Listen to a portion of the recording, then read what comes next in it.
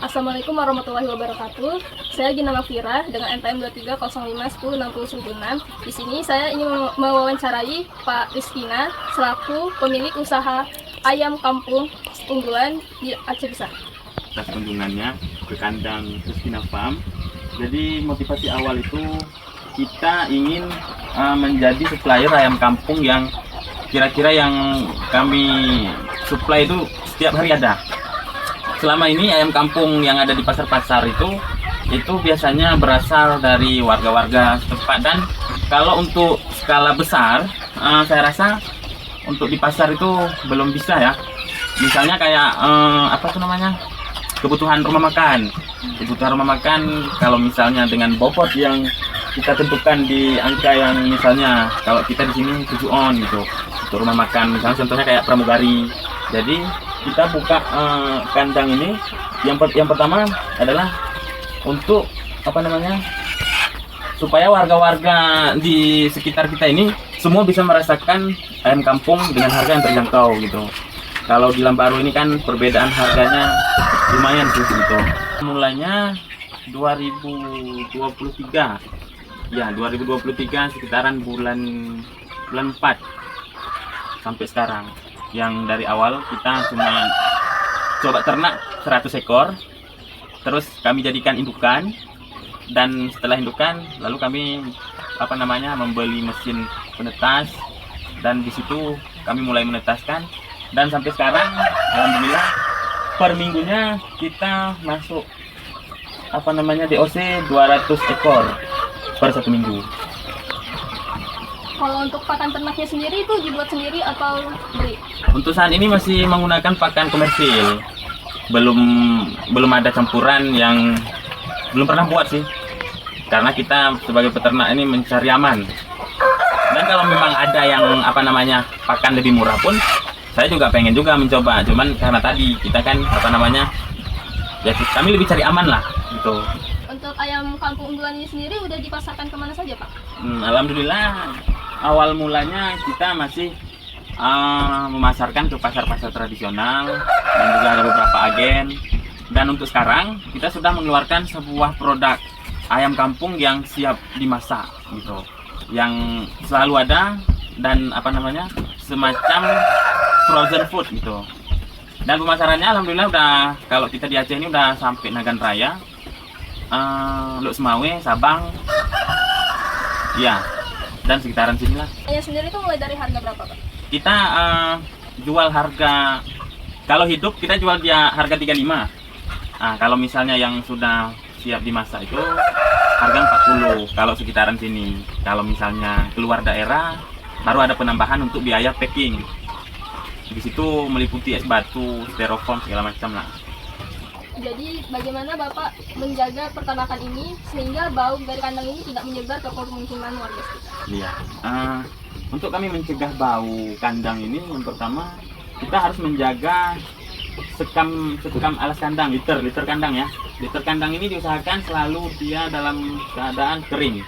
Terus yang kita pakai saat ini adalah sekam padi yang bercampur dengan tanah juga gitu. Kami seminggu sekali biasanya selalu pakai desinfektan, pengurai segala macam. Jadi supaya tidak mengganggu warga sekitar. Dan untuk kandang DOC ini yang masih belum turun ke tanah, jadi kita bersihkan setiap hari. Bekas bekas makan, bekas minum dia, kotoran dia kita cuci setiap hari gitu. Kalau yang sudah besar seperti ini cukup kita semprot desinfektan per 1 minggu sekali, dan alhamdulillah tidak berbau gitu. Awal Bapak mulai usaha ini sampai sekarang, apa kendala terbesar yang pernah Bapak alami? Kalau kita di kandang ini yang paling jadi permasalahannya adalah karena kita posisinya di dekat sawah, jadi ada perubahan cuaca yang gimana kita bilang, kalau malam itu dingin sekali, kalau siang itu panas sekali, dan ayam itu rentan terkena penyakit snot. Nah, jadi ayam ini kan dia tidak boleh terlalu panas dan tidak boleh terlalu dingin gitu. Dan di sini permasalahannya angin cukup kencang sih. Selain usaha pedagang yang Bapak punyai, Bapak ada menjual apa lagi selain? Kalau dari turunan kandang ini kita jualnya dari DOC. Dari DOC, terus kita jual telur fertil KUB juga. Kita jual telur konsumsi yang punya KUB, dan kita jual apa namanya calon indukan, dan itu tadi ayam panenan yang umur 2 bulan. Kalau yang umur 2 bulan itu sebenarnya itu apa namanya memang produk dari kami gitu. Tujuan awalnya kami menjual pedaging.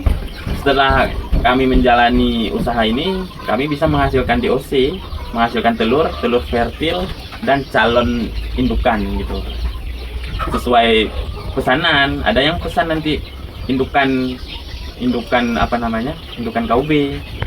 Baru nanti kita pilih, nanti di antara yang paling bagus itu kita pilih, kita masukkan ke kandang depan. Nah, di situ nanti kita vaksin segala macam. Ada perbedaan perawatan calon indukan dengan si pedaging. Tapi mulainya tetap mulai dari si pedaging gitu. Karena si indukan ini juga masa penentunya di umur 0 sampai dengan 60 hari. Bapak selaku pengusaha pemilik ayam kampung ini, apa Bapak mempunyai motivasi untuk anak muda di luar sana yang ingin berusaha seperti Bapak? Pastinya ya, yang pertama kalau mau di dunia ternak ini belajarlah dulu. Banyak peternak ini yang cuma pinter dia hitung-hitungannya, tetapi eksekusinya zong gitu.